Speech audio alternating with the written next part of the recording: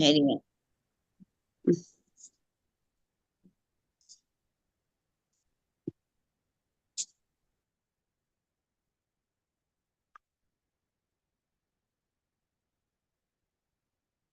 ശ്രീകൃഷ്ണാർപ്പണമായി വരേണമഖിലം ചിന്തിപ്പതും ചൊൽവതും ചെയ്തിടുന്നതും ഉള്ളിലാഗ്രഹമുറന്നീടായിക മറ്റൊന്നിലും പീലിപ്പൊന്മുടിമാലയും മുരളിയും പൂണ്ടേറി മിന്നിടുമേ ബാലബ്രഹ്മമകക്കുരുന്നിൽ വിളയാടണം നമുക്കങ്ങനെ.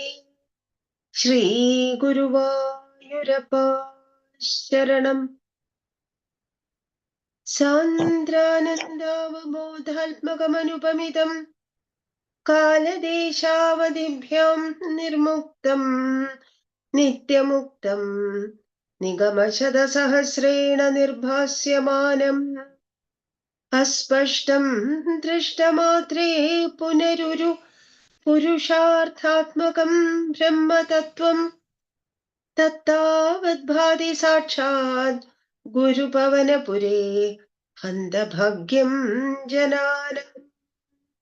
ശ്രീ ഗുരുവായൂരപ്പ ശരണം.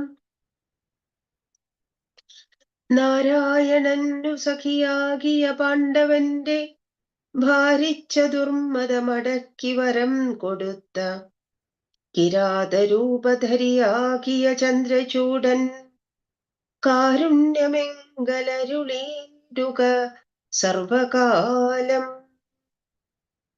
ജനനീം ശാരദാം ദേവീം രാമകൃഷ്ണം ജഗദ്ഗുരും പാദപത്മേ തയോ ശ്രിത്വാ പ്രണമാമി മുഹുർമുഹുഃ.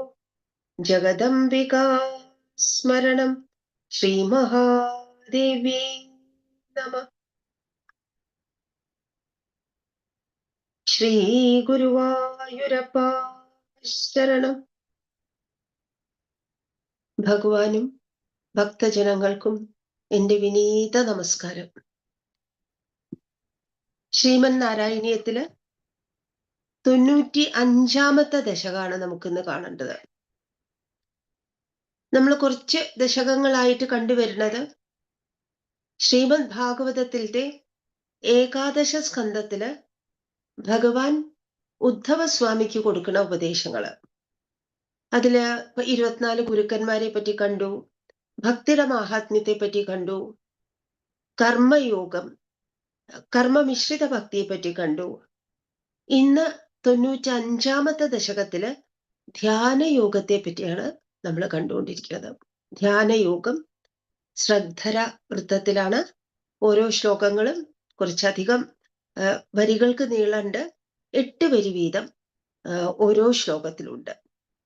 ധ്യാനയോഗത്തില് ധ്യാനത്തെ പറ്റി പറയുന്നുണ്ട്. പ്രത്യേകിച്ചും ഈ ദശകത്തിന്റെ ഉത്തരാർദ്ധത്തിലേക്ക്, അവസാനത്തെ ഭാഗത്തേക്ക് കൂടുതൽ ധ്യാനത്തെ പറ്റി പറയുന്നുണ്ട്. ആദ്യ ഭാഗം നല്ല പോലെ ഭക്തിയിൽ ഊന്നിക്കൊണ്ട് തന്നെയാണ് മേൽപ്പത്തൂർ ആചാര്യൻ ഈ ഉപദേശങ്ങള്, ഭഗവാൻ ഉദ്ധവന് കൊടുത്ത ഉപദേശങ്ങള് എടുത്തു പറയുന്നത്. ഇവിടെ നമ്മൾ ഒരു പ്രത്യേകത കാണുന്നത്, ശ്രീമദ് ഭാഗവതത്തില് ഭഗവാൻ ഉദ്ധവനോട് ഇങ്ങനെ ചെയ്യണം എന്ന് പറയുന്നു. അതായത് ഉദ്ധവസ്വാമിക്കുള്ള ഉപദേശവുമാണ്, നമുക്കൊക്കെയുള്ള ഉപദേശമാണ്. ഇങ്ങനെ ചെയ്യണം, ഭക്തജനങ്ങളെ നിങ്ങൾ ഇങ്ങനെ ചെയ്യണം എന്നാണ് ഉദ്ദേശിക്കുന്നത്. ഇവിടെ അതൊക്കെ ഗ്രഹിച്ച മേൽപ്പത്തൂർ ആചാര്യൻ ഭഗവാനോട് അവിടെ ഇരുന്ന് തെക്കേ വാതിൽ മാടത്തിലിരുന്ന് ഭഗവാനെ അങ്ങനെ നോക്കി, ശ്രീലകത്തിലേക്ക് നോക്കി ഭഗവാനോട് ഭഗവാൻ എന്തൊക്കെയാണോ ഉദ്ധവന് പറഞ്ഞു കൊടുത്തത് അതൊക്കെ എടുത്തു പറഞ്ഞിട്ട്, ഞാൻ അങ്ങനെ ചെയ്തു കൊള്ളാം ഭഗവാനെ, ഞാൻ അങ്ങനെ ചെയ്തു കൊള്ളാം ഭഗവാനെ എന്ന് പറയുന്നു. അവിടെ ഭഗവാന്റെ ഉപദേശങ്ങള് അത്രത്തോളം സ്വാംശീകരിച്ചിട്ട്, ഇന്റേണലൈസ് ചെയ്തിട്ട്, ഇങ്ങനെ ഞാൻ ചെയ്തു കൊള്ളാം, ഇങ്ങനെ ഞാൻ ചെയ്തു കൊള്ളാം എന്ന് അനർഗളമായിട്ട്, അത് നൈസർഗികമായിട്ട്, നാച്ചുറലായിട്ട് അങ്ങനെ പറഞ്ഞു പോകുന്നു മേൽപ്പത്തൂർ ആചാര്യൻ. അത്രത്തോളം അദ്ദേഹം ഈ ഘട്ടത്തിൽ എത്തുമ്പോഴേക്കും അത്രയേറെ ഭഗവാന്റെ ഉപദേശങ്ങള് സ്വാംശീകരിച്ചു കഴിഞ്ഞു. ഒന്നാമത്തെ ശ്ലോകം. ആദൗ ഹൈരണ്യഗർഭീം തനുമവികലജ്ജീവാത്മികാമസ്ഥിതസ്ത്വം ജീവത്വം പ്രാപ്യ മായാ ഗുണഗണഖചിതോ വർത്തസേ വിശ്വയോനേ തത്രോദ്വൃദ്ധേന സത്വേന തു ഗുണയുഗളം ഭക്തിഭാവം ഗതേന. തത്ര ഉദ്വൃദ്ധേന എന്നാണ്. തത്രോദ്വൃദ്ധേന സത്വേന തു ഗുണയുഗളം ഭക്തിഭാവം ഗതേന ചിത്വാ സത്വം ച ഹിത്വാ പുനരനുപഹിതോ വർത്തിതാഹേ ത്വമേവ. ഭഗവാനെ ആദ്യം തന്നെ വിളിക്കുന്നത് വിശ്വയോനേ എന്നാണ്. വിശ്വയോനി എന്ന് പറഞ്ഞാൽ ഏതിൽ നിന്നാണോ ഈ ലോകം മുഴുവനും ഉണ്ടായി വന്നിട്ടുള്ളത്, അങ്ങനെയാണല്ലോ ഭഗവാനെ നമ്മൾ എപ്പോഴും വർണ്ണിക്കുന്നത്. ഏതിൽ നിന്നാണോ ഈ പ്രപഞ്ചം, ഒരു പ്രപഞ്ചമല്ല, എത്രയോ പ്രപഞ്ചങ്ങള്, എത്രയോ കോടാനുകോടി ബ്രഹ്മാണ്ടങ്ങള് സൃഷ്ടിക്കപ്പെട്ട ഇതെല്ലാം തന്നെ ഏതിൽ നിന്നാണോ വരുന്നത്, ഏതിലാണോ നിലനിൽക്കുന്നത്, ഏതിലേക്കാണോ പോയി ലയിക്കുന്നത്, അങ്ങനെയുള്ള ഭഗവാനെയാണ് നമ്മൾ നിരന്തരം വിളിച്ചുകൊണ്ടിരിക്കുന്നത്. ശ്രീമദ് ഭാഗവതത്തില് ഒന്നാമത്തെ മംഗളശ്ലോകം തന്നെ ജന്മാദ്യസ്യ യതോന്വയാദിതരതസ്, ആ ശ്ലോകത്തിലും നമ്മൾ ഇത് തന്നെയാണ് പറയുന്നത്. ജന്മം, ഈ വിശ്വത്തിന്റെ ജന്മം മുഴുവനും ആരിൽ നിന്നാണോ അങ്ങനെയുള്ള ഭഗവാനെ, അതാണ് ഇവിടെയും പറയുന്നത്. ഹേ ഭഗവാനെ, വിശ്വത്തിന്റെ മുഴുവനും പ്രഭവസ്ഥാനമായിരിക്കുന്ന ഭഗവാനെ, ഈ സൃഷ്ടി എങ്ങനെയാണ് ഭഗവാൻ തുടങ്ങിയതെന്ന് ആലോചിക്കുന്ന സമയത്ത് ബ്രഹ്മാവിന്റെ എല്ലാ ദിവസവും, ഒരു ദിവസത്തെ കൽപ്പം എന്ന് പറയും, പകൽ സമയം, അത്രയും നേരം രാത്രി സമയം, അത് കഴിഞ്ഞാൽ അടുത്ത ദിവസം, ആ സമയത്ത് ഒരു സൃഷ്ടിയുണ്ട്. പക്ഷെ ആ സൃഷ്ടി അവിടെ കഴിഞ്ഞ ദിവസം അവസാനിക്കുന്ന സമയത്ത് വിസർഗമായി വന്നതൊക്കെ അവിടെ വിഘടിച്ചു കഴിഞ്ഞിരിക്കും. വിസർഗമായി വന്നതെന്ന് പറഞ്ഞാൽ ഭഗവാൻ ആദ്യം തന്നെ പ്രാഥമികമായിട്ടുള്ള സൃഷ്ടി വസ്തുക്കളെ ബ്രഹ്മാവിനെ ഏൽപ്പിക്കുകയാണ്. അത് നമുക്ക് ഒന്നാമത്തെ സൃഷ്ടി എന്ന് പറയാം, സർഗം എന്ന് പറയാം. സർഗം കഴിഞ്ഞാൽ തൻ്റെ കയ്യിൽ കിട്ടിയിട്ടുള്ള ശ്രേഷ്ഠമായിട്ടുള്ള വസ്തുക്കൾ എടുത്തിട്ട് ബ്രഹ്മദേവൻ സൃഷ്ടി നടക്കുന്നതാണ് വിസർഗം. ബ്രഹ്മാവിന്റെ ഒരു ദിവസം കഴിയുമ്പോൾ വിസർഗത്തിൽ വന്നതൊക്കെ വിഘടിച്ചു പോവും, അതൊക്കെ ഇല്ലാതായി പോവും. പക്ഷെ ഭഗവാൻ പ്രാഥമികമായിട്ട് നടത്തിയിട്ടുള്ള സൃഷ്ടി വസ്തുക്കള്, ആ വസ്തുക്കള് അതൊക്കെ തന്നെ അവിടെ നിലനിൽക്കും. അതെടുത്തിട്ടാണ് പിന്നെ ബ്രഹ്മാവ് ഓരോ ദിവസവും പുതിയ സൃഷ്ടി നടത്തുന്നത്. പക്ഷേ ബ്രഹ്മാവിന്റെ 100 കൊല്ലം കഴിഞ്ഞാല്, ഒരു ബ്രഹ്മാവിന്റെ ആയുസ് കഴിഞ്ഞ് ആ ബ്രഹ്മാവ് ഇല്ലാതെ ആയിക്കഴിഞ്ഞാൽ പിന്നെ എത്ര കാലം സൃഷ്ടിയില്ലാതെ, സൃഷ്ടിരഹിതമായിട്ടുള്ള ഒരു കാലം എത്ര കാലം തുടർന്നു പോകുന്നു എന്നുള്ളത് ആർക്കും പറയാൻ പറ്റില്ല. അങ്ങനെ കുറെ കാലം കഴിഞ്ഞാല് ഭഗവാന് സൃഷ്ടിക്കണം എന്ന് തോന്നുന്ന സമയത്ത് തന്നെത്താനെ കാലം കൊണ്ട് തന്നെ ഭഗവാന്റെ മായാശക്തി ഉണർന്ന് പ്രവർത്തിക്കാൻ തുടങ്ങും. ആ സമയത്ത് ഭഗവാൻ വീണ്ടും പ്രാഥമിക സൃഷ്ടി നടത്തും. കാരണം എന്താ വെച്ചാൽ 100 കൊല്ലം കഴിഞ്ഞിട്ട് ബ്രഹ്മാവ് ഇല്ലാതാവണ സമയത്ത് പ്രാകൃതികമായിട്ടുള്ള ആദ്യത്തെ ആ സൃഷ്ടിച്ചത് പോലും ഇല്ലാതായിത്തീരും. അതുകൊണ്ട് അതിന് പ്രാകൃതിക പ്രളയം എന്ന് പറയും. പ്രാകൃതിക പ്രളയം കഴിഞ്ഞ് സൃഷ്ടി തുടങ്ങുന്ന സമയത്ത് പുതുതായിട്ടുള്ള ഒരു പ്രപഞ്ചത്തിന്റെ സൃഷ്ടി നടത്തുന്ന സമയത്ത് എന്തുണ്ടാവും എന്നുള്ളതാണ് ഈ ശ്ലോകത്തിൽ പറയുന്നത്. ആദൗ തുടക്കത്തില് ഹൈരണ്യഗർഭീം തനും അവികല ജീവാത്മികാമാസ്ഥിതസ്ത്വം ജീവത്വം പ്രാപ്യ. ഭഗവാൻ സൃഷ്ടികർമ്മം തുടങ്ങുന്ന സമയത്ത് പഞ്ചഭൂതങ്ങള്, പഞ്ചതന്മാത്രകള്, ജ്ഞാനേന്ദ്രിയങ്ങള്, പഞ്ചകർമ്മേന്ദ്രിയങ്ങള്, പിന്നെ അന്ധകരണ വൃത്തികള്, 4 വൃത്തികള്, ഇതിന്റെ എല്ലാം ദേവന്മാര് ഇതൊക്കെ സൃഷ്ടിച്ചു കഴിഞ്ഞപ്പോഴും ഇതെല്ലാം വേറെ വേറെയായിട്ട് നിൽക്കുകയാണ്. ആ സമയത്ത് സൃഷ്ടിക്കപ്പെട്ട ദേവന്മാരൊക്കെ ഭഗവാനോട് പറയും, അവിടുത്തെ ശക്തി കൊണ്ട് ഞങ്ങളെ എല്ലാവരെയും സൃഷ്ടിച്ചപ്പോ അങ്ങക്ക് ഉള്ളിൽ ഒരു ഉദ്ദേശമുണ്ട്. ഞങ്ങൾ എല്ലാവരും ഒരുമിച്ച് നിന്ന് പ്രവർത്തിക്കണം. എന്നിട്ട് ഈ പ്രപഞ്ചം പണ്ടത്തതുപോലെ ഭംഗിയായിട്ട് മുന്നോട്ട് പോണം. പക്ഷെ അതിന് കഴിയുന്നില്ല. കാരണം ഞങ്ങളെല്ലാവരും മാത്രമല്ല, സൃഷ്ടിക്കപ്പെട്ട എല്ലാ വസ്തുക്കളും തന്നെ വേറെ വേറെ ആയിരിക്കുകയാണ്.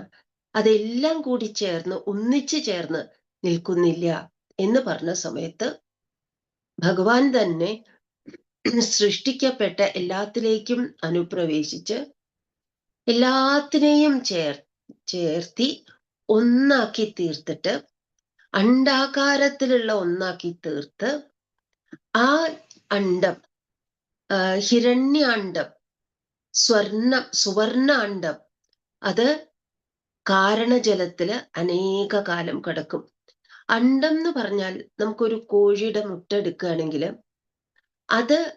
അതിൽ നിന്നൊന്നും പുറത്തേക്ക് വരുന്നില്ല. അണ്ഡത്തിന്റെ ഉള്ളിലെല്ലാം ഒതുങ്ങി നിൽക്കണം. അത് വിരിഞ്ഞു വരുമ്പോ അതിൽ നിന്ന് വരുന്നത് എന്താണ് എന്നുള്ളത് നമുക്ക് ഇവിടുന്ന് പറയാൻ പറ്റില്ല. വിരിഞ്ഞു വരുന്ന സമയത്ത് നമ്മൾ വിചാരിക്കാത്ത വിധത്തിലാണ് അത് പുഷ്ടി പ്രാപിച്ചു വരുന്നത്. നേരത്തെ നോക്കിയ സമയത്ത് അത് വെറും ഒരു അനങ്ങാത്തൊരു വസ്തുവായിട്ടിരിക്കുകയായിരുന്നു. പക്ഷെ അതെല്ലാം ഉൾക്കൊണ്ടുകൊണ്ട് നിൽക്കുകയാണെന്നുള്ളത് നമുക്കറിയാം. അത് വിരിഞ്ഞു വരുന്ന സമയത്ത് അതിൽ നിന്ന് പൊട്ടിപ്പുറപ്പെടുന്നത് ഒരു അത്ഭുത ജീവി. അതിൽ നിന്ന് പൊട്ടിപ്പുറപ്പെടുന്നു. അതിന്റെ ചിറകുകളുടെ നിറം എന്തായിരിക്കും എന്ന് പറയാൻ പറ്റില്ല. അത് ഒരു ആൺകോഴിയായിരിക്കോ പെൺകോഴിയായിരിക്കോ അത് നമുക്ക് പറയാൻ പറ്റുന്നില്ല. പക്ഷെ അതിന് ഇനി വിരിഞ്ഞ് പുറത്തു വരാൻ വേറെ ഒന്നും ആവശ്യമില്ല. ആ വിധത്തിൽ അത്രയും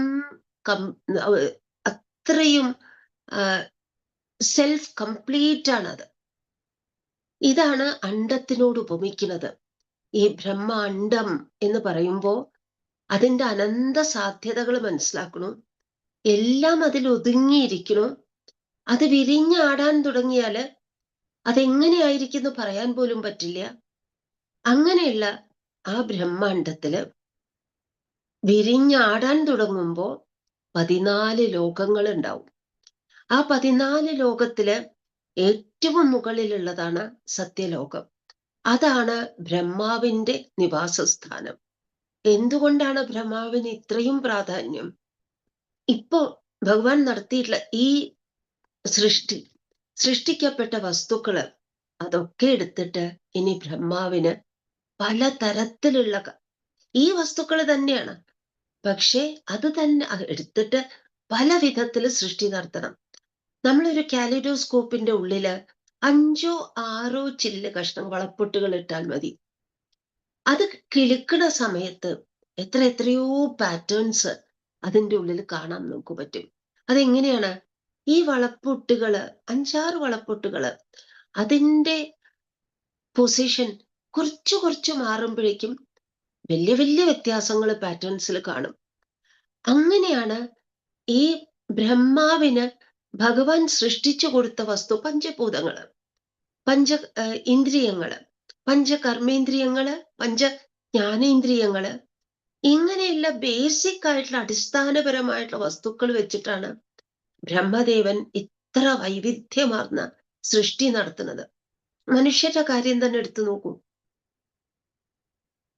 നമ്മളുടെ ശരീരത്തില് രക്തമുണ്ട്, മാംസമുണ്ട്, ചൂടുണ്ട്, നമ്മളുടെ ഉള്ളില് വായുവിന് സ്ഥിതി ചെയ്യാനുള്ള അറകളുള്ളത് കൊണ്ട് വായുവുണ്ട്. നമ്മളുടെ ശരീരത്തിൽ ജലമുണ്ട്, ചൂടുണ്ട്, സ്പേസ് ഉണ്ട്, വായു ഉണ്ട്. ഇങ്ങനെ മൃത്തിന്റെ അംശം, മൃത്ത് എന്ന് പറഞ്ഞാൽ മണ്ണ്, മണ്ണിന്റെ അംശമുണ്ട്, അതാണ് മാംസം.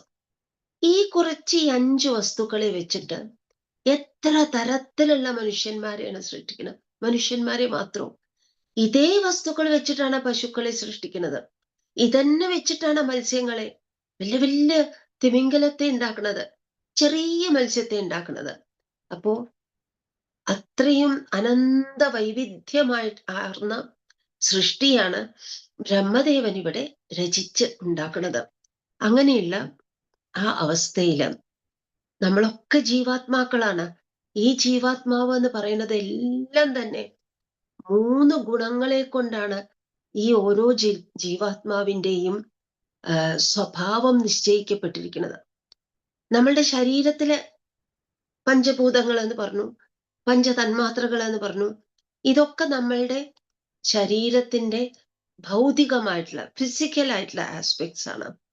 പക്ഷെ നമ്മളുടെ ജീവാത്മാവ്, അതിന്റെ സൂക്ഷ്മമായിട്ടുള്ള വശങ്ങള് അത് നിശ്ചയിക്കുന്നു. ഒരാൾക്ക് ധാരാളം ക്ഷമയുണ്ടായിരിക്കും, വേറൊരാൾക്ക് ഒരുപാട് ദേഷ്യം വരുന്നതായിരിക്കും. ദേഷ്യം വരുന്ന ആൾക്ക് തന്നെ തീരെ ആഗ്രഹങ്ങൾ ഉണ്ടായിരിക്കില്ല. എന്നാൽ അതേ സമയം തീരെ ദേഷ്യമില്ലാത്ത ഒരാളായിരിക്കും, നല്ല ഗുണാണെന്ന് നമുക്ക് പറയാം. ആ വ്യക്തിക്ക് ഒരുപാട് ആഗ്രഹങ്ങള്, ഗ്രീഡ് ഉണ്ടായിന്ന് വരും. ഇങ്ങനെ വിവിധ തരത്തിൽ ഒരാൾക്ക് കള്ളത്തരം ഉണ്ടായിന്ന് വരും, ഛലം ഉണ്ടായിന്ന് വരും, വേറൊരാൾക്ക് എടുത്തുചാട്ടം ഉണ്ടായിന്ന് വരും. പല തരത്തിലുള്ള സ്വഭാവങ്ങളും നമ്മൾ ഇവിടെ കാണുന്നുണ്ടല്ലോ. അതിനൊക്കെ കാരണം 3 ഗുണങ്ങളാണ്. ആ 3 ഗുണങ്ങള്, സത്വഗുണം, രജോ ഗുണം, തമോ ഗുണം, ഇത് വേറെ വേറെ അളവുകളില് ചേർത്ത് വെച്ചിട്ട് അനന്തമായിട്ടുള്ള വൈവിധ്യമുള്ള അത്രയ്ക്കധികം ജീവാത്മാക്കൾ ഇവിടെ ഉണ്ടാവണം. ഈ ജീവാത്മാവ് എന്ന് പറയുന്നത് എന്താണ്? അത് മറ്റൊന്നുമല്ല, അത് ഭഗവാൻ തന്നെ ഗുണങ്ങള് സ്വീകരിച്ചു എന്നുള്ള ഭാവത്തില് നിൽക്കുന്നതാണ് ഈ ജീവാത്മാവ്. ഇങ്ങനെ ജീവത്വം പ്രാപ്യ മായാഗുണഗണഖചിതോ വർത്തസേ വിശ്വയോനി. മായയാൽ വേർതിരിക്കപ്പെട്ടിട്ടുള്ള ഗുണങ്ങള്, മായ കൊണ്ട് വൈഷമ്യാവസ്ഥ പ്രാപിക്കുന്ന ഗുണങ്ങള്, 3 ഗുണങ്ങള്. ആ ഗുണങ്ങള് കൊണ്ട്, ഒരേ ഗുണങ്ങളാണെങ്കിലും 3 ഗുണങ്ങള് അത് പല തരത്തിൽ ചേർന്നിട്ട് എത്രയോ സൃഷ്ടികൾ ഇവിടെ ഉണ്ടാവണം. ഭഗവാനെ, അങ്ങനെയാണ് അവിടുന്ന് ഈ ജീവാത്മാക്കളെ അത്രയും പ്രൊജക്റ്റ് ചെയ്യണത്. അത് അവിടുന്ന് തന്നെയാണ്. പക്ഷെ ഓരോ ജീവാത്മാവും ഇത്ര ഗുണങ്ങള് ഇത്ര തോതില്, പ്രപ്പോർഷനില് അക്സെപ്റ്റ് ചെയ്തു എന്ന് തോന്നിപ്പിക്കണം. അങ്ങനെയുള്ള ഈ ഗുണങ്ങള്, അതില് ഏറ്റവും അധികം ഭക്തിഭാവത്തെ വർദ്ധിപ്പിക്കുന്നത് സത്വഗുണമാണ് എന്നുള്ളതില് സംശയമില്ല. സത്വഗുണം തന്നെയാണ് ഭക്തിയെ വർദ്ധിപ്പിച്ചു വരുന്നത്. ആ ഭക്തി കൊണ്ട്, ആ ഭക്തിയുടെ തള്ളിച്ചയില് സത്വഗുണം കൊണ്ട് നമുക്ക്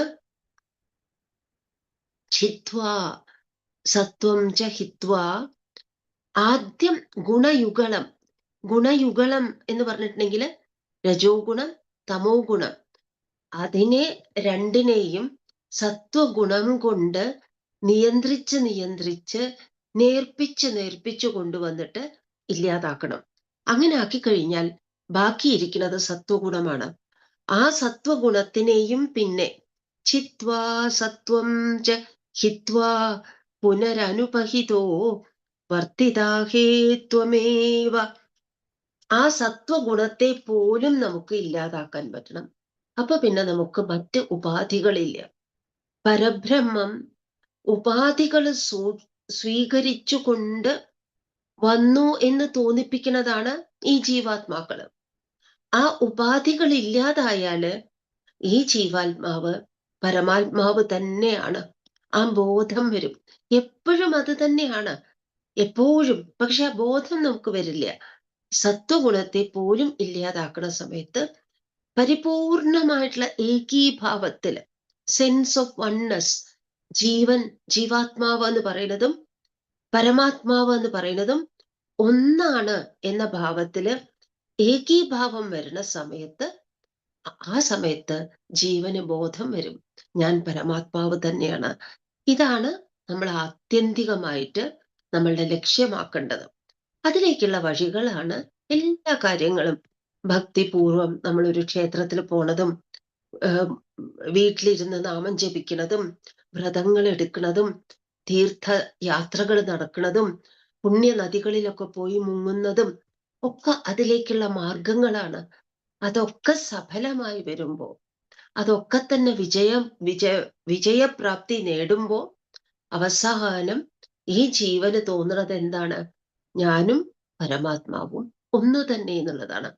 അതില് ഏറ്റവും അത് അനുഭവ തലത്തിൽ കൊണ്ടുവരാൻ ഏറ്റവും നമുക്ക് ബുദ്ധിമുട്ട് വരുന്നത് തമോ ഗുണം കൊണ്ടും രജോ ഗുണം കൊണ്ടുമാണ്. അതുകൊണ്ടാണ് സത്വഗുണം വളർത്തി അതിനെ ഇല്ലാതാക്കണം എന്ന് പറയുന്നത്. നമ്മളൊരു വിളക്ക് സങ്കല്പിച്ചു നോക്കുക. നമ്മൾ പലപ്പോഴും ക്ഷേത്രങ്ങളിൽ അല്ലെങ്കിൽ ഭാഗവത വേദിയിലൊക്കെ ഒരു വിളക്ക്, ആ വിളക്ക് കെട്ടുപോവാതിരിക്കാൻ വേണ്ടിയിട്ട് അതിൻ്റെ ചുറ്റും ഒരു ആവരണം വെച്ചിട്ടുണ്ടായി, ഒരു ഒറ ഉണ്ടാക്കിയിട്ട് വിളക്കിന്റെ മുകളിൽ ഇറക്കി വെക്കും. അല്ലെങ്കിൽ ചില്ലിന്റെ ഒരു കൂട്ടിന്റെ ഉള്ളില് നിലവിളക്ക് കയറ്റി എടുത്തു വെക്കും. എന്തിനു വേണ്ടിയിട്ടാണ്?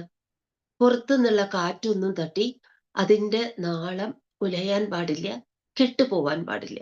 ആ സമയത്ത് ചില്ലുകൂട്ടിലാണ് നമ്മൾ വെക്കുക. ആ ചില്ലുകൂടിന് പകരം അതൊരു ഇരുമ്പിന്റെ കൂടാണെങ്കിലോ, അല്ലെങ്കിൽ സ്വർണമായിക്കോട്ടെ, വെള്ളി ആയിക്കോട്ടെ, അതുകൊണ്ട് ഉണ്ടാക്കിയിട്ടുള്ള ചുവരുകളാണ്. അതിന്റെ സൈഡ്സ്, അതിന്റെ പാർശ്വമൊക്കെ ഇരുമ്പ് കൊണ്ടോ സ്വർണം കൊണ്ടോ വെള്ളി കൊണ്ടോ ആണെങ്കിലോ എങ്ങനെയായിരിക്കും?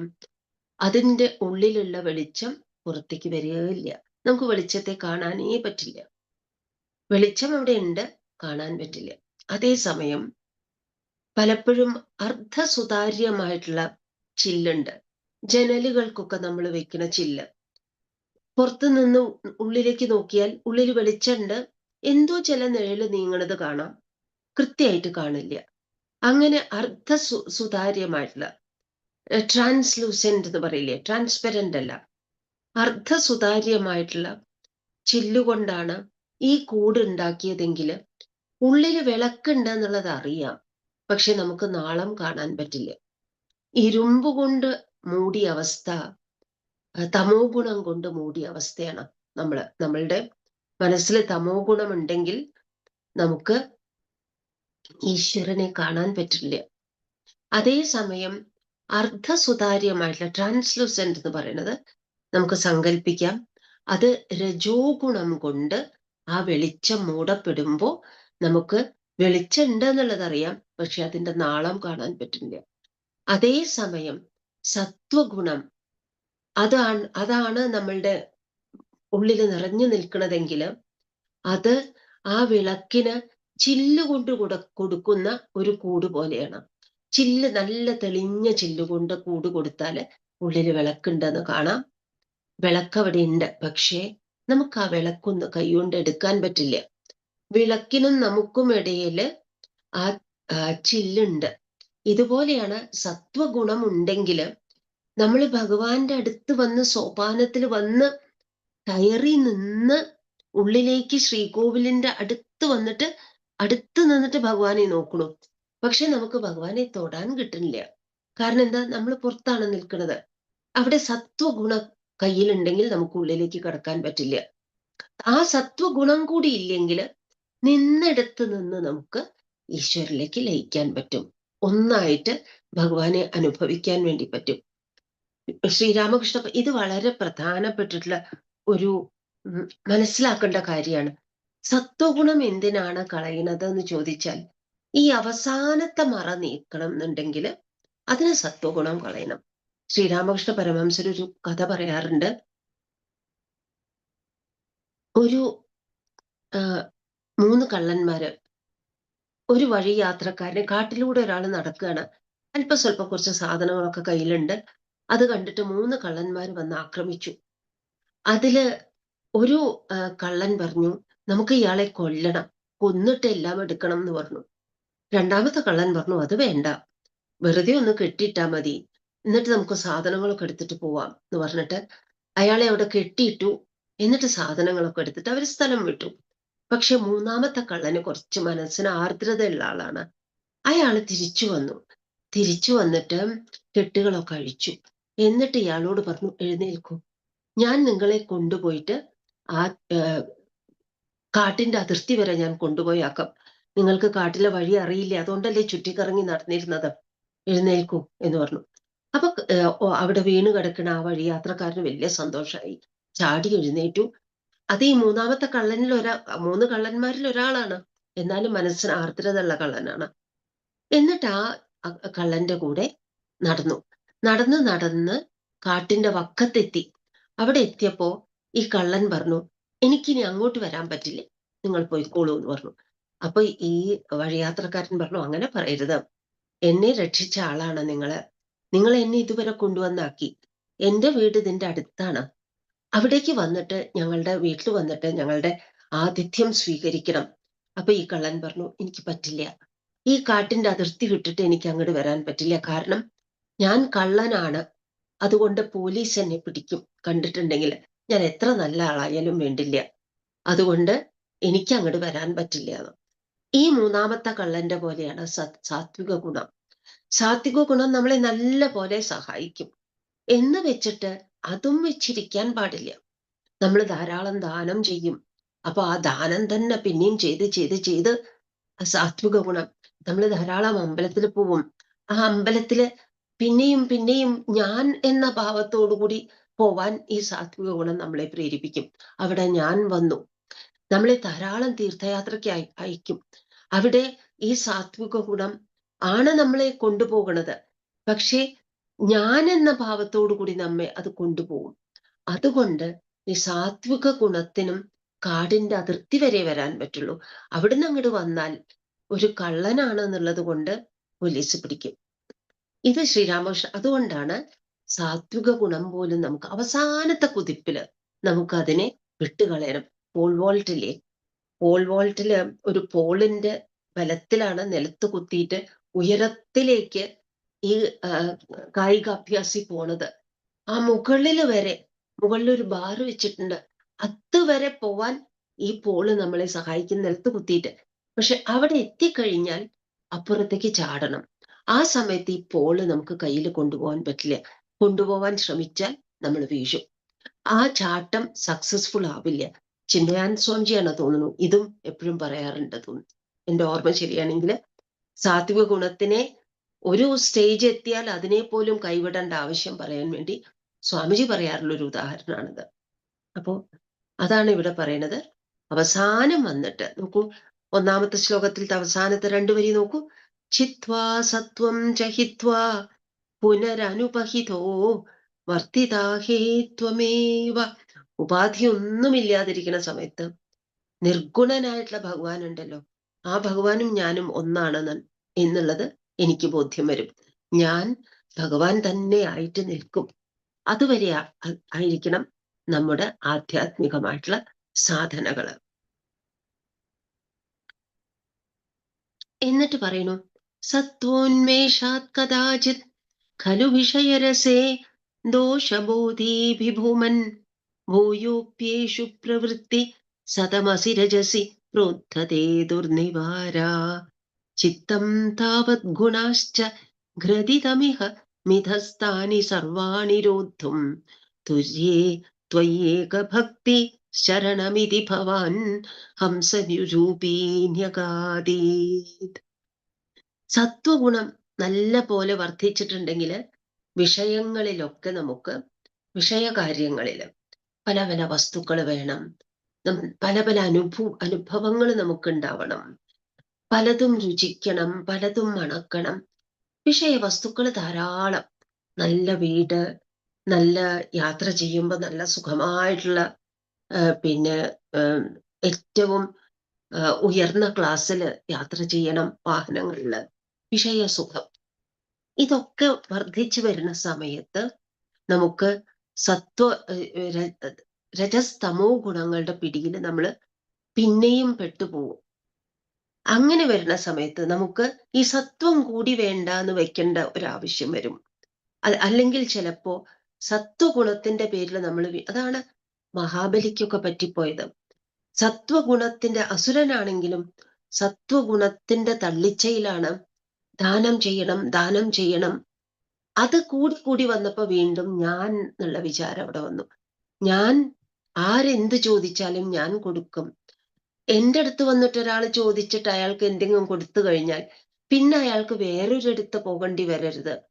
ആ വിചാരം അവിടെ വന്നപ്പോ വീണ്ടും അവിടെ ഞാൻ എന്നുള്ള രജോ ഗുണം അവിടെ തള്ളിക്കയറി വന്നു. അതുകൊണ്ട് നമുക്ക് ഈ മൂന്നിൽ നിന്നും രക്ഷ നേടണമെന്നുണ്ടെങ്കിൽ ഈ മൂന്നിനും അപ്പുറത്ത് തുരീയ അവസ്ഥയില് നാലാമത്തെ അവസ്ഥയിലുള്ള ആ ഭഗവാനെ തന്നെ നമുക്ക് ശരണം പ്രാപിക്കണം. ആ മായാനാഥനായിട്ടുള്ള മായാഗുണത്തിൽ ഒന്നാണ് സത്വഗുണം. അതിൽ നിൽക്കുന്ന സമയത്ത് നമുക്ക് ഭഗവാനെ കിട്ടില്ല. അതിൻ്റെ അപ്പുറത്തുള്ള മായാനാഥനായിട്ടുള്ള ഭഗവാനെ നല്ല പോലെ, അതാണ് നാലാമത്തെ അവസ്ഥയിലിരിക്കുന്ന ആ ഭഗവാനെ മുഴുവനായിട്ടും ആശ്രയിച്ചിട്ട് ഈ സത്വഗുണത്തെ പോലും നമ്മിൽ നിന്ന് അകറ്റിത്തരാൻ വേണ്ടി നമ്മൾ പ്രാർത്ഥിക്കണം. കുന്തിദേവി അതാണ് ചെയ്തത്. കുന്തിദേവി ജീവിതകാലം മുഴുവനും അവരവര് ജനിച്ചിട്ടുള്ള വൃഷ്ണി വംശം, ഭഗവാന്റെ അച്ഛനായിട്ടുള്ള വസുദേവരുടെ പെങ്ങളായിരുന്നു കുന്തിദേവി. വൃഷ്ണി വംശത്തിലാണ് വിവാഹം ചെയ്തു പോയത്. പാണ്ഡു രാജാവിന്റെ പത്നിയായിട്ടാണല്ലോ പോയത്. അത് അവിടുന്ന് അങ്ങോട്ടുള്ള വംശം പാണ്ഡുവംശം, കുട്ടികളൊക്കെ പാണ്ഡവന്മാര്, പാണ്ഡുവംശം. സ്വന്തം ജനിച്ചിട്ടുള്ള കുലത്തിനോടും വിവാഹം ചെയ്തു പോയിട്ടുള്ള കുലത്തിനോടുമുള്ള അമിതമായിട്ടുള്ള എന്റെ സ്നേഹം സാത്വിക ഗുണമാണ് സ്നേഹം. അതുപോലും ദേവിക്ക് അവസാന കാലം വന്നപ്പോ അതുപോലും അതിനെ മറികടക്കണം.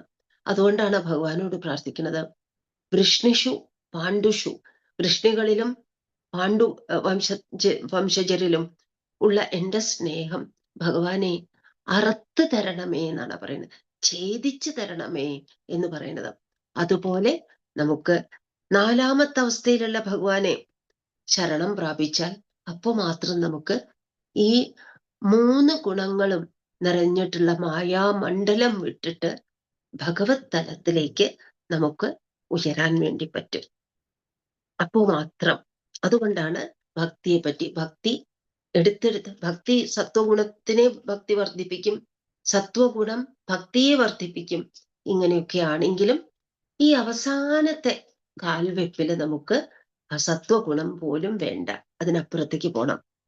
സന്ധി ശ്രേയാംസി ഭൂയാംസ്യപി രുചിഭിതയാ കർമ്മിണാം നിർമ്മിതാനി ക്ഷുദ്രാനന്ദാശ്ച സാന്താ ബഹുവിധഗതയ കൃഷ്ണതേഭ്യോ ഭവേയു ത്വം ചാജഖ്യാതസഖ്യേ നനു മഹിതതമം ശ്രേയസാം ഭക്തിമേകാം ത്വദ്ഭക്ത്യാനന്ദതുല്യ ഖലു വിഷയജുഷാം സമ്മത കേന വാ സ്യാത്.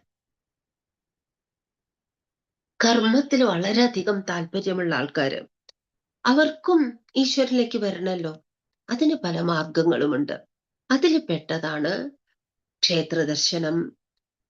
എപ്പോഴും കർമ്മത്തിൽ മുഴുകിയിരിക്കുന്നവരോട് ഒരു ദിവസം ഒരു പ്രാവശ്യം, അല്ലെങ്കിൽ ആഴ്ചയിൽ ഒരു പ്രാവശ്യം, ഇപ്പോ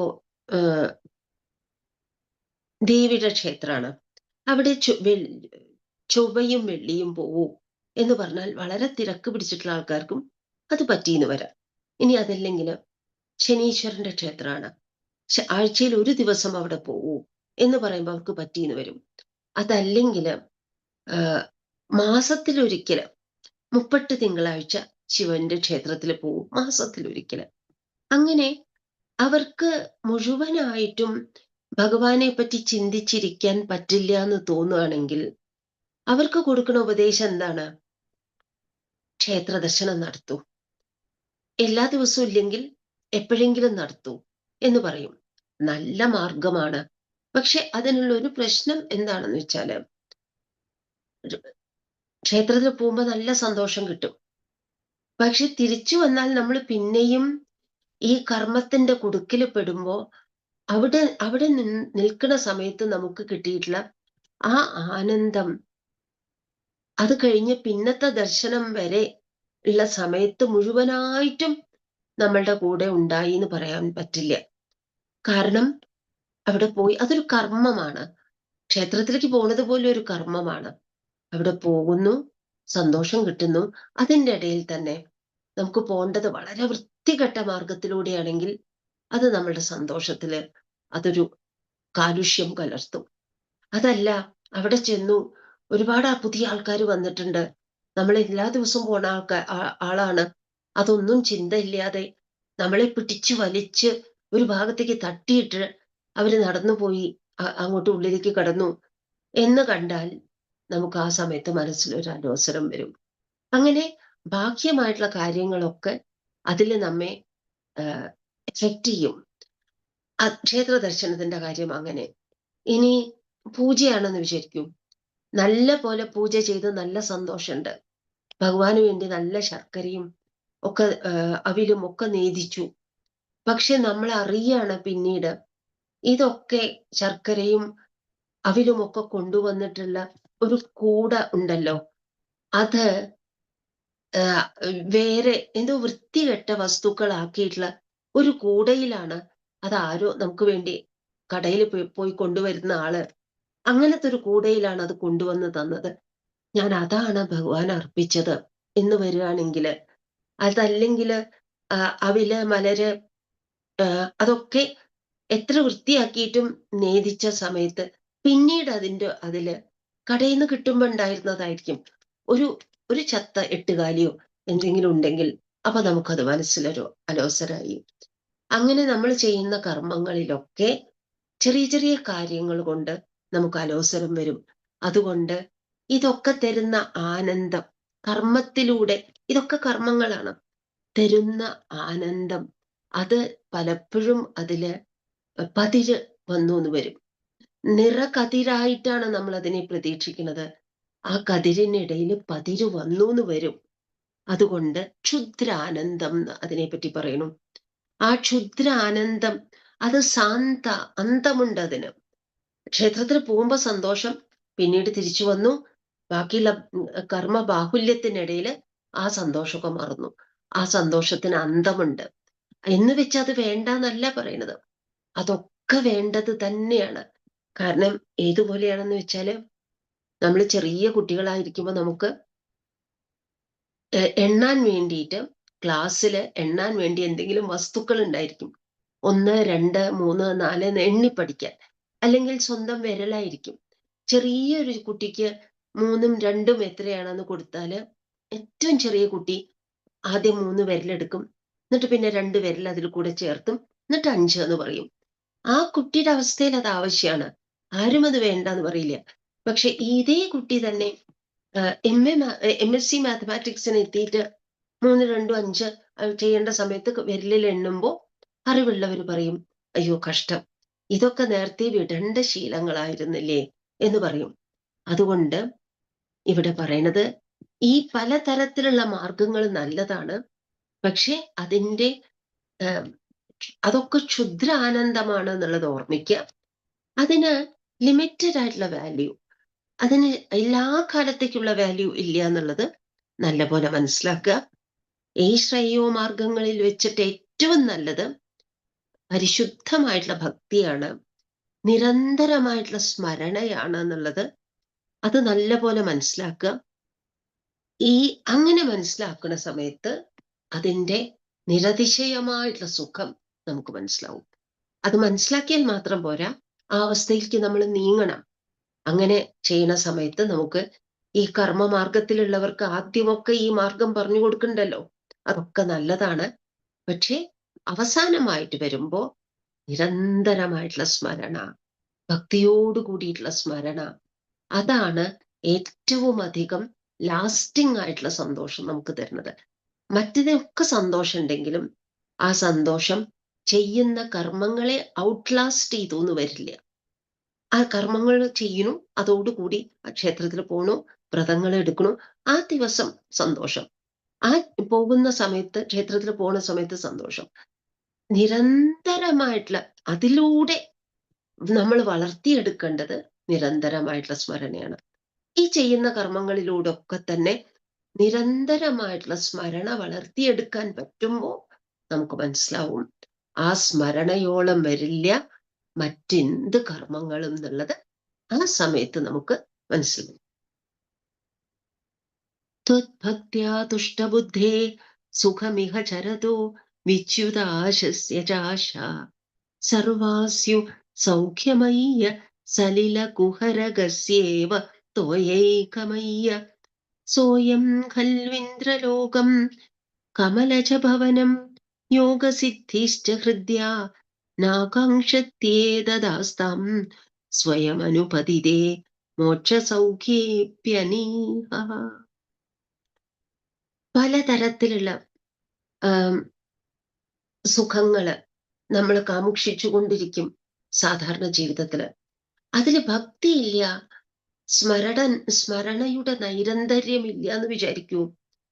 അങ്ങനത്തെ ആൾക്കാർക്ക് മറ്റ് വിഷയ സുഖങ്ങളിൽ നിന്ന് തുച്ഛമായിട്ടുള്ള സന്തോഷം കിട്ടിയാലും അത് ഏതുപോലെയാണെന്ന് വെച്ചാല്, അത് അങ്ങനത്തെ ഒരു വ്യക്തിയെ സംബന്ധിച്ചിടത്തോളം ശരിയായിട്ടുള്ള ജീവിതത്തെ അപഗ്രഥിക്കുകയാണെങ്കിൽ എല്ലാ കാര്യത്തു നിന്നും ആ വ്യക്തിക്ക് ദുഃഖം മാത്രമേ കിട്ടുള്ളൂ. നമ്മൾ വിചാരിക്കും നല്ലൊരു വീട് പണിത് കഴിഞ്ഞിട്ടെങ്കിൽ സുഖമുണ്ടെന്ന് വിചാരിക്കും. എന്നിട്ട് അങ്ങനെ ഒരു വീട് പണിയും. പക്ഷെ അതിൻ്റെ പങ്കപ്പാടുകളും അതുകൊണ്ടുണ്ടാവുന്ന ഭവിഷ്യത്തുകളും വരുമ്പോൾ അൾട്ടിമേറ്റ്ലി അതിൽ നിന്ന് നമുക്ക് ദുഃഖം വരും. ഇതുപോലെയാണ് ഓരോ കാര്യങ്ങളും. ഒരു വലിയ കാറ് വാങ്ങണം എന്ന് വിചാരിച്ചു, അത് വാങ്ങാൻ സന്തോഷം തരും നമ്മൾ വിചാരിക്കുന്നു. പക്ഷെ അതില് ഈശ്വരീയമായിട്ടുള്ള യാതൊരു തരത്തിലുള്ള ചിന്തയും ഇല്ലാതെയാണ് അത് ചെയ്യുന്നത്. അങ്ങനെ വരുന്ന സമയത്ത് അനീശ്വരമായിട്ടുള്ള വിധത്തില് സന്തോഷം ഗ്രഹിക്കാൻ വേണ്ടി നമ്മൾ ശ്രമിക്കുമ്പോൾ ശ്രമം മാത്രം ബാക്കി. അത് കഴിഞ്ഞിട്ടുണ്ടെങ്കിൽ ബാക്കി എല്ലാം ദുഃഖം തന്നെയാണ്. ശ്രമമുണ്ട്, ശ്രമം കൊണ്ട് കിട്ടുന്നത് വലുതായിട്ടുള്ള സുഖമാണെന്ന് വിചാരിക്കും. പക്ഷേ അത് എല്ലാം ദുഃഖം തന്നെയാണ്. ശ്രീമദ് ഭാഗവതത്തിൽ അത് എടുത്തു പറയുന്നുണ്ട്. ഒരു മച്ചി പശുവിനെ വളർത്തുന്നത് പോലെയാണ്. ഒരു പാല് തരാത്ത പശു, അതിന് നല്ല പുല്ലും വെള്ളവും ഒക്കെ ഇട്ട് കൊടുത്ത്, പശു കയ്യിലുണ്ട് എന്നുള്ളത് കൊണ്ട് നമ്മൾ അതിനെ ഇങ്ങനെ പുല്ലും വെള്ളവും കൊടുത്ത് അതിന് നല്ല ഭക്ഷണം കൊടുക്കാൻ കുറെ പൈസ ചെലവാക്കി അങ്ങനെയൊക്കെ ശ്രമിക്കുന്നു. പക്ഷെ അത് പാല് തരാത്ത പശുവാണ്, മച്ചി പശുവിനെ. ഇത് എടുത്തു പറയുന്നുണ്ട് ഭാഗവതത്തില്. പോലെയാണ് ഇവിടെ എല്ലാ കാര്യങ്ങളും നമുക്ക് ദുഃഖം മാത്രം തന്നുകൊണ്ടിരിക്കും, അനീശ്വരമായിട്ടുള്ള തരത്തില് സുഖം സമ്പാദിക്കാൻ വേണ്ടി ശ്രമിച്ചിട്ടുണ്ടെങ്കിൽ. അതേസമയം നിരന്തരമായിട്ടുള്ള സ്മരണ ഉള്ള ഒരാളോട് ചോദിച്ചു നോക്കൂ, അയാൾക്കൊന്നും ആവശ്യമില്ല. വീട് ആവശ്യമില്ല, അയാൾക്ക് വാഹനങ്ങൾ ആവശ്യമില്ല, നിത്യജീവിതത്തിൽ ഒരുപാട് ഭോഗവസ്തുക്കൾ വേണമെന്നില്ല, ഒന്നുമില്ല. എന്തിനാ അയാളോട് ബ്രഹ്മാവിന്റെ അവസ്ഥ വേണോന്ന് ചോദിച്ചിട്ടുണ്ടെങ്കിൽ, ഖൽവി ഇന്ദ്രലോകം, ഇന്ദ്രന്റെ ലോകം വേണോന്ന് ചോദിച്ചാല്, കമലജ ഭവനം, ബ്രഹ്മാവിന്റെ സത്യലോകം, അങ്ങനെ ഒരു അവസ്ഥ വേണോന്ന് ചോദിച്ചാൽ, യോഗസിദ്ധികൾ വേണോന്ന് ചോദിച്ചാൽ വേണ്ട. കമലജ ഭവനം യോഗസിദ്ധിശ്ച കൃത്യാനാകാംക്ഷത്യേതദാസ്താം സ്വയം അനുപതിരേ. അയാൾക്ക് അതൊന്നും ആവശ്യമില്ല, ഈ യോഗസിദ്ധിയും ഒന്നും ആവശ്യമില്ല. ഒരു മോക്ഷസുഖത്തിൽ പോലും എന്ന് പറഞ്ഞാൽ, മോക്ഷമാണ് എല്ലാവരും ആത്യന്തിക വിവരമുള്ളവരൊക്കെ കാക്ഷിക്കുന്നതാണ്, അതാണ്. അതുപോലും വേണ്ട. കാരണം എന്താണ്? ഈ സ്മരണയുടെ നൈരന്തര്യം തന്നെ അവർക്ക് അവാച്യമായിട്ടുള്ള അനുഭൂതി കൊടുക്കും. അവർക്ക് പിന്നെ മറ്റൊന്നും തന്നെ ആവശ്യമില്ല. ത്വദ്ഭക്തോ ബാധ്യമാനോപി ച വിഷയരസൈരിന്ദ്രിയാശാന്തി ഹേതോർ ഭക്തിയേവാക്രമ്യമാണേ പുനരപി ഖലു തൈർ ദുർബലൈർനാഭിജയ്യ സപ്താർച്ചിർ ദീപിതാർച്ചിർ ദഹതി കില യഥാ ഭൂരിദാരു പ്രപഞ്ചം ത്വദ്ഭക്തിയോഗേ തദൈവ പ്രദഹതി ദുരിതം ദുർമദ ത്വേന്ദ്രിയാണം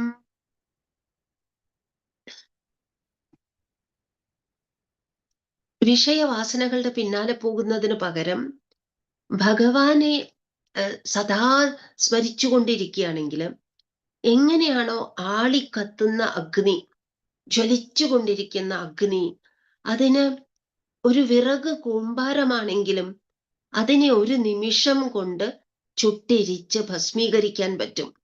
അതുപോലെയാണ് നമുക്ക് എത്ര പാപങ്ങൾ നമ്മൾ ചെയ്തു കൂട്ടിയിട്ടുണ്ടെങ്കിലും യഥാർത്ഥ ഭക്തി വന്നു കഴിഞ്ഞാല് ആ ഭക്തിയുടെ തിളക്കത്തില്, അതിൻ്റെ ജ്വാലകളില് ആ പാപം മുഴുവനും ദഹിക്കും.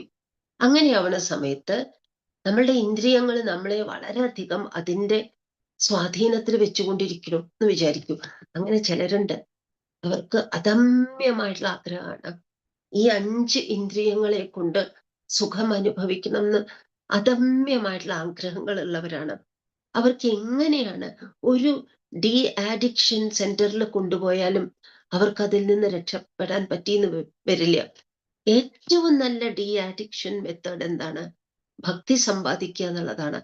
അങ്ങനെ ഭക്തി സമ്പാദിച്ചു കഴിഞ്ഞാൽ അവരുടെ മുമ്പില് അന്നത്തെ നേരം വരെ അവരുടെ മുകളിൽ ആധിപത്യം സ്ഥാപിച്ചിരുന്ന ഇന്ദ്രിയങ്ങൾ ഉണ്ടല്ലോ, അഹങ്കാരികളായിട്ടുള്ള ഇന്ദ്രിയങ്ങള്, ആ ഇന്ദ്രിയങ്ങള് തന്നെത്താനേ അടങ്ങും. ഇതാണ് ഭക്തിയുടെ മാഹാത്മ്യം. എന്നിട്ട് പറയുന്നു, ആ ഭക്തി വന്നു കഴിയുന്ന സമയത്ത് നമ്മളിലുള്ള മാറ്റങ്ങള്, അതിനെപ്പറ്റി ഒട്ടും നമ്മൾ ലജ്ജിക്കേണ്ട ആവശ്യമില്ല. ചിത്താർദ്രീഭാവമുച്ചൈർവപുഷി ച പുളകം ഹർഷബാഷ്പം ച ഹിത്വാ ചിത്തം ശുദ്ധേത് കഥം വാ കിമു ബഹുതപസാ വിദ്യയാ വീതഭക്തേ ത്വത്ഘാതാസ്വാദസിദ്ധാഞ്ജന സതതമരീമൃജ്യമാനോയമാത്മാ ചക്ഷുർവത്തത്വസൂക്ഷ്മം ഭജതി നതു തഥാഭ്യസ്തയാ തർക്കകൂട്യാം. മനസ്സിന് അലിവുണ്ടാവുക. അതേ സമയം തന്നെ ഭഗവത് കഥകൾ കേൾക്കുന്ന സമയത്ത് രോമാഞ്ചം, കുൾമയിർ കൊള്ളും, കണ്ണിൽ വെള്ളം നിറയും. ഇതിനൊന്നും നമ്മൾ ലജ്ജിക്കേണ്ട ആവശ്യമില്ല. അതൊക്കെ ഇരിക്കട്ടെ, അതൊക്കെ നമുക്ക് കിട്ടിയിട്ടുള്ള സൗഭാഗ്യങ്ങളായിട്ട് വിചാരിക്കുക. കാരണം എന്താ വെച്ചാൽ ആ ഭക്തി, മനസ്സലിയിപ്പിക്കുന്ന ഭക്തി ഉണ്ടല്ലോ, അതിലാണ് നമ്മൾ ഈശ്വരനിലേക്ക് എത്തുന്നത്.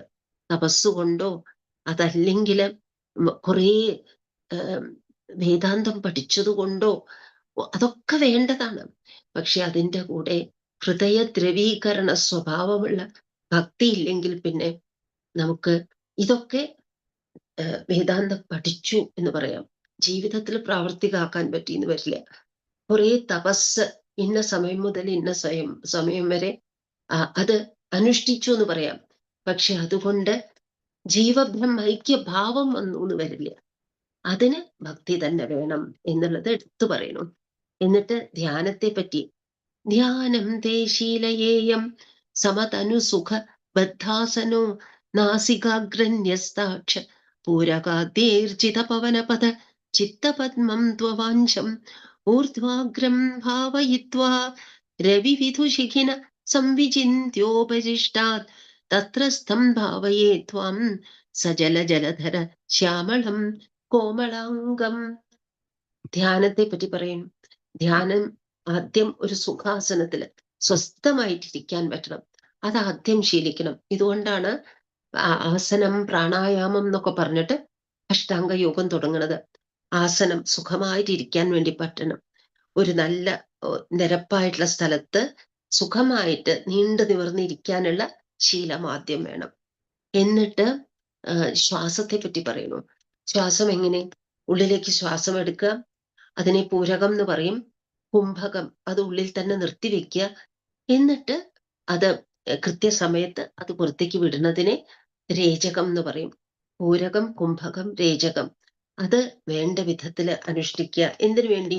മനസ്സിനെ നിയന്ത്രിക്കാൻ വേണ്ടിയിട്ട്. വല്ലാതെ ദേഷ്യം വരുന്ന സമയത്തും വല്ലാതെ പരിഭ്രമം തോന്നുന്ന സമയത്തും നമ്മളുടെ ശ്വാസം വളരെയധികം ക്രമത്തിലല്ലാതെയാവും. അങ്ങനെയുള്ള സമയത്ത് ആദ്യ ശ്വാസത്തിനെ ഒന്ന് ക്രമത്തിലാക്കാൻ ശ്രമിച്ചാൽ നമുക്ക് മനസ്സടങ്ങുന്നതായിട്ട് നമുക്ക് അനുഭവപ്പെടും. അതുകൊണ്ടാണ് പ്രാണായാമത്തിന്റെ ആവശ്യം. അതാണ് ആരോഗ്യത്തിന് ഉപകരിക്കും, അത് ശരിയാണ്. അതിലുപരി മനസ്സിനെ അടക്കാൻ സഹായിക്കും. എന്നിട്ടോ ദൃഷ്ടിയോ പല ഒരു റോവിങ് ഐസായിട്ട് നമുക്ക് ധ്യാനത്തിന് ഇരിക്കാൻ വേണ്ടി പറ്റില്ല. അത് നോക്കി ഇത് നോക്കി നമ്മൾ പലപ്പോഴും ഇല്ലേ സപ്താഹത്തിലൊക്കെ അവിടെ പോയിരിക്കും. ആരെങ്കിലും ഒരാള് സ്റ്റേജിലേക്ക് വന്നു, എന്തെങ്കിലും ഒരു വിഗ്രഹം അല്ലെങ്കിൽ ഒരു വിളക്ക് കഴുകാൻ വേണ്ടി എടുത്തു കൊണ്ടുപോയി, അപ്പോഴേക്കും നമ്മൾ അയാളെ നോക്കി, പിന്നെ അയാൾ പുറത്തേക്ക് പോകണമെന്ന് നോക്കി, അപ്പോഴേക്കും വേറൊരാൾ വന്നു, അവിടെ ഒരു ലൈറ്റ് ഇട്ടു, സ്റ്റേജിൽ കയറിയിട്ട് ഒരു സ്വിച്ച് ശരിയാക്കി, വർക്ക് ചെയ്യാത്ത ഒരു സ്വിച്ച്, അപ്പോഴേക്കും നമ്മളത് കുറേ നേരം അത് നോക്കിയിരുന്നു. അങ്ങനെ റോവിങ് ഐസായിട്ട് ഇരുന്നാൽ ശരിയാവില്ല. അതുകൊണ്ട് ദൃഷ്ടി നേരം മുന്നിലേക്കായിരിക്കണം. നാസികാഗ്രത്തിൽ എന്ന് പറഞ്ഞാൽ നേരെ മുന്നിലേക്ക് വെക്കണം. ചുറ്റും ഇളകിക്കൊണ്ടിരിക്കരുത്. കുറേ നേരം നമ്മൾ റൂഫിലേക്ക് അട്ടത്തിലേക്ക് നോക്കി, കുറേ നേരം താഴത്തേക്ക് നോക്കി, അങ്ങനെ ആയിരിക്കരുത്. എങ്ങനെ വേണം? കണ്ണ് പാതി അടച്ചുകൊണ്ട് കാര്യങ്ങളൊക്കെ കണ്ണുകൊണ്ട് ഒപ്പിയെടുക്കാൻ ശ്രമിക്കാതെ പാതി അടച്ചുകൊണ്ട്, അതേസമയം ഉറക്കത്തിലേക്ക് പോവാതെ പാതി അടച്ചുകൊണ്ട് എന്ന് പറയുമ്പോൾ അതിലൊരു ജാഗ്രതയുണ്ട്, അലേർട്ട്നെസ് ഉണ്ട്. ആ വിധത്തിൽ കണ്ണ് അടച്ചിട്ട് ഇരിക്കാൻ പറ്റണം. മനസ്സിന്റെ സ്ഥാനത്ത് ഒരു പദ്മം, ഹൃദയ പദ്മം, ഒരു താമര, താമരയുടെ തണ്ടിന്റെ മുകളില് താഴത്തേക്ക് മുഖമാക്കി കൂമ്പി നിൽക്കുന്ന ഒരു താമര, അത് നമ്മളുടെ ശ്രദ്ധ കൊണ്ട് അതിനെ മുകളിലേക്ക് ആക്കുന്നത് പോലെ സങ്കല്പിച്ചിട്ട് അതിങ്ങനെ വിടർന്ന് നിൽക്കുന്നതായിട്ട് സങ്കല്പിക്കുക. ആ താമരയില് ആദ്യം ഒരു സൂര്യമണ്ഡലം, അതായത് പ്രകാശത്തിന്റെ സൂര്യമണ്ഡലം, അതിന് നടുക്കായിട്ട് ഒരു ചന്ദ്രമണ്ഡലം, ശീതളിമ തരുന്ന ചന്ദ്രമണ്ഡലം, അതിന് നടുക്കായിട്ട് പരിശുദ്ധി സ്ഫുരിപ്പിക്കുന്ന ഒരു അഗ്നിമണ്ഡലം. ഇത് സങ്കല്പിച്ചിട്ട് ആ അഗ്നിമണ്ഡലത്തിന്റെ, അപ്പൊ അവിടെ പ്രകാശമുണ്ട്, ശീതളിമുണ്ട്, പരിശുദ്ധിയുണ്ട്. അതിന്റെ നടുക്ക് നമ്മളുടെ ഇഷ്ടദേവനെ നമ്മൾ സങ്കല്പിക്കണം. എങ്ങനെ? നമ്മൾ ഇത് വൈഷ്ണവ ഗ്രന്ഥമാണ്, അതുകൊണ്ട് നാരായണീയം വൈഷ്ണവ ഗ്രന്ഥം. അതുകൊണ്ട് ഇവിടെ പറയുന്നത് ഭഗവാനെ ശ്യാമളവർണ്ണനായിട്ടുള്ള ഭഗവാൻ വിഷ്ണു അല്ലെങ്കിൽ കൃഷ്ണൻ, തത്രസ്ഥം ഭാവയേ ത്വാം. ഭട്ടതിരി ആചാര്യൻ അവിടെ ഇരുന്നിട്ട് ഭഗവാനോടാണ് പറയുന്നത്, കൃഷ്ണനോടാണ് പറയുന്നത്. അങ്ങയെ ഞാൻ അങ്ങനെ മനസ്സിൽ കണ്ടുകൊള്ളാം. ഉദ്ധവന് കൊടുക്കുമ്പോഴൊക്കെ ഇങ്ങനെ ചെയ്യൂ ഇങ്ങനെ ചെയ്യൂ എന്ന് പറഞ്ഞ സ്ഥാനത്ത് ഭട്ടതിരി ആചാര്യൻ അതൊക്കെ ശ്രദ്ധിച്ച് മനസ്സിലാക്കി വെച്ചിട്ട് ഞാൻ ഇങ്ങനെ ചെയ്യാം ഭഗവാനെ, ഞാൻ ഇങ്ങനെ ഭാവയെ, ഞാൻ അങ്ങേ ഇങ്ങനെ ഭാവന ചെയ്യുന്നു. ജലധര, അതായത് മേഘം, വെള്ളം നിറഞ്ഞിട്ടുള്ള മേഘത്തിന്റെ നിറത്തിലുള്ള അവിടുത്തെ ശ്യാമളമായിട്ടുള്ള കോമളാംഗം, ഭംഗിയുള്ള അവിടുത്തെ സ്വരൂപം ഞാൻ ധ്യാനിച്ചു കൊള്ളാം എന്ന് പറയുന്നു. എന്നിട്ട് ആ നീലശ്ലക്ഷ്ണകേശം ജ്വലിത മകര സത്കുണ്ടലം മന്ദഹാസസ്യന്താർദ്രം കൗസ്തുഭശ്രീ പരിഗത വനമാലോരുഹാരാഭിരാമം ശ്രീവത്സാംഗം സുബാഹും മൃദുലസതുതരം കാഞ്ചനഛായചേലം ചാരുസ്നിഗ്ധോരുമമ്പോരുഹലളിതപദം ഭാവയേഹം ഭവന്തം. ഞാൻ അവിടുത്തെ ധ്യാനിക്കുന്നു. എങ്ങനെ? ആ നീലശ്ലക്ഷ്ണകേശം, നല്ല മിനുത്ത കറുത്ത മുടിയുള്ള ഭഗവാൻ. ഭഗവാന്റെ രൂപം മുകളിൽ നിന്ന് കേശാദിപാദമാണ്, മുടിയിൽ നിന്ന് താഴെ വരെ, പാദം വരെയാണ് ആദ്യം സങ്കല്പിക്കുന്നത്. കറുത്ത മുടി, ജ്വലിതമകര സത്കുണ്ടലം, തിളങ്ങുന്ന കർണാഭരണങ്ങള്, മന്ദഹാസസ്യന്താർദ്രം, നല്ല തേൻ പോലെ മന്ദഹസിച്ചിട്ട് അങ്ങനെ തേൻ തുള്ളി അതിൽ നിന്ന് ഉറ്റി വീഴുന്ന പോലെയുള്ള ഭഗവാന്റെ പുഞ്ചിരി. കഴുത്തിലാണെങ്കിൽ കണ്ഠത്തില് കൗസ്തുഭശ്രീ, നല്ല ചുവന്ന, ഭഗവാന് മാത്രമുള്ള ആഭരണാണ് കൗസ്തുഭം, മഹാവിഷ്ണുവിന്. കൗസ്തുഭ ശ്രീ പരിഗതവനമാലോരുഹാരാഭിരാമം, അനേകം മാലകള്, നിറയെ പൂക്കൾ കൊണ്ടുള്ള മാലകള്, രത്നം കൊണ്ടുള്ള മാലകള്, പലതരത്തിലുള്ള മാലകള്. ശ്രീവത്സാംഗം, അതിൻ്റെ ഇടയിൽ കൂടെ ഭഗവാന്റെ മാറിടം, ശ്രീവത്സം എന്നുള്ള ചിഹ്നം. ഭഗവാന്റെ ഭക്തന്മാരോടുള്ള ഭഗവാന്റെ സ്നേഹം, ഭഗവാന്റെ കരുതല്, ഭഗവാന്റെ കാരുണ്യം, ഭഗവാന്റെ മാപ്പ് കൊടുക്കാനുള്ള തയ്യാറ്, അതൊക്കെയും ഉള്ളതാണ് ശ്രീവത്സാംഗം, കാണിക്കുന്നതാണ് ശ്രീവത്സം. അങ്ങനെയുള്ള ശ്രീവത്സ ചിഹ്നം കൊണ്ട് അങ്കിതമായിട്ടുള്ള ഭഗവാന്റെ മാറിടം. സുബാഹും, നല്ല കൈകള്, മൃദുല സതുദരം, നല്ല മിനുത്ത ആലില പോലെയുള്ള വയറ്, കാഞ്ചനച്ഛായ ചേലം, നല്ല സ്വർണത്തിന്റെ നിറമുള്ള പട്ട്, ചാരു സ്നിഗ്ധോരു മമ്പോരു ലളിത പദം. ഈ മഞ്ഞപ്പട്ട് മറച്ചിരിക്കുന്നത് എന്തിനെയാണ്? മിനുസമുള്ള ഭഗവാന്റെ തുടകള്, പിന്നെ നല്ല ലളിതമായിട്ടുള്ള സുന്ദരമായിട്ടുള്ള പദം. ഇതൊക്കെ ഭാവയേഹം ഭവന്തം, ഞാൻ ഇതെല്ലാം തന്നെ ഞാൻ ധ്യാനിച്ചു കൊള്ളാം ഭഗവാനെ.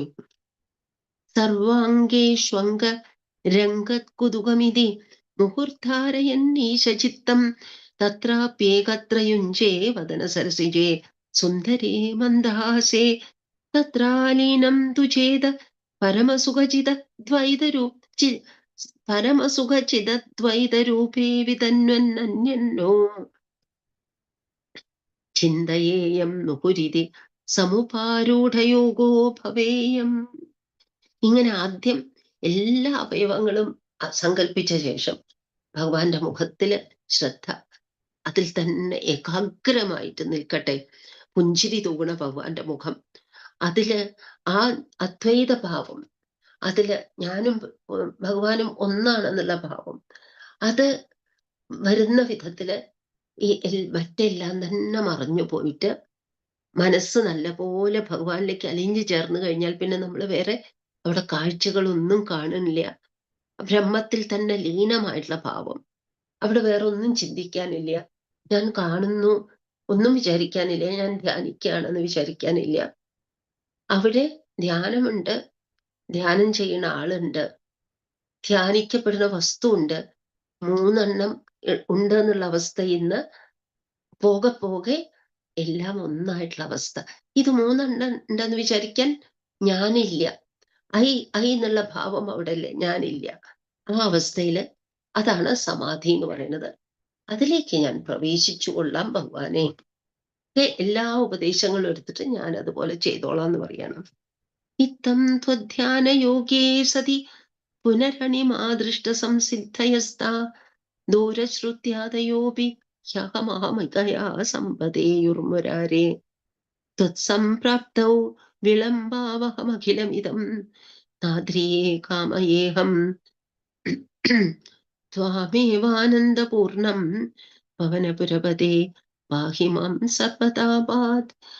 ഇങ്ങനെ സമാധിയിൽ ഇരുന്ന് കഴിഞ്ഞാൽ, സമാധിശീലമായി കഴിഞ്ഞാൽ, പിന്നെ സമാധിയെ തുടർന്നിട്ട് നമുക്ക് പല സിദ്ധികളും വരും. ആ സിദ്ധികളില് ചിലപ്പോ നമുക്ക് നമ്മളുടെ ഭാരം തീരെ കുറഞ്ഞു പോകുന്ന പോലെ, അണിമ വലുതാവണ പോലെ ചെറുതാവണ, അണിമ ലഘിമ, ലഘുവായി പോണത് പോലെ, പിന്നെ ദൂരത്തിൽ നടക്കുന്ന കാര്യങ്ങൾ അറിയുക, ദൂരത്ത് ഉള്ളത് പലതും കേൾക്കാൻ പറ്റുക, ഇങ്ങനെ പലതരത്തിലുള്ള സിദ്ധികൾ നമ്മളുടെ പിന്നാലെ വരും. അത് മുഴുവനും വിസർജ്യ വസ്തുക്കളാക്കി അതായത് ദേഹത്തിൽ നിന്ന് നമ്മൾ വിസർജനം ചെയ്യുന്ന വസ്തുക്കളെ നമ്മൾ തിരിഞ്ഞു നോക്കില്ല.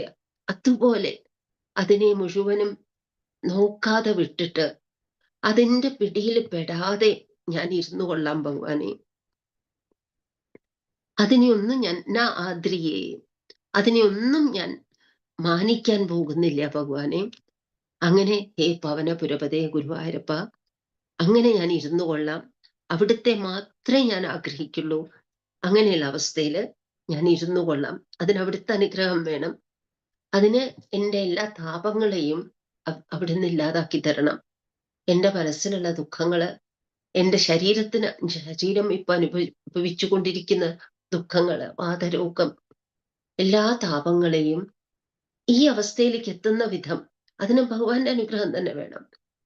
ഇതൊക്കെ ഈ താപങ്ങളെയൊക്കെ മാറ്റി എന്നെ ഭഗവാൻ നല്ലപോലെ അനുഗ്രഹിച്ചാൽ എനിക്ക് ആ അവസ്ഥയിലേക്ക് എത്താം ഭഗവാനെ. ഹേ പവനപുരപതേ ശ്രീ ഗുരുവായൂരപ്പ, അവിടുന്ന് എന്നെ അങ്ങനെ അനുഗ്രഹിക്കണേ എന്ന് പറയണു. നമുക്ക് എല്ലാ ചിന്തകളും, നമ്മളുടെ എല്ലാ വാക്കും ചിന്തകളും ഒക്കെ ഭഗവാന് നമുക്ക് സമർപ്പിച്ചിട്ട് നമുക്കും അതേപോലെ പ്രാർത്ഥിക്കാം. കായേന വാചാ മനസേന്ദ്രിയൈർവാ ബുദ്ധ്യാത്മനാ വാ പ്രകൃതേ സ്വഭാവാത് കരോമി യദ്യത് സകലം പരസ്മൈ നാരായണായേതി സമർപ്പയാമി. ശ്രീ ഗുരുവായൂരപ്പ ശരണം. ശ്രീ ഗുരുവായൂരപ്പ ശരണം. ശ്രീ ഗുരുവായൂരപ്പ ശരണം.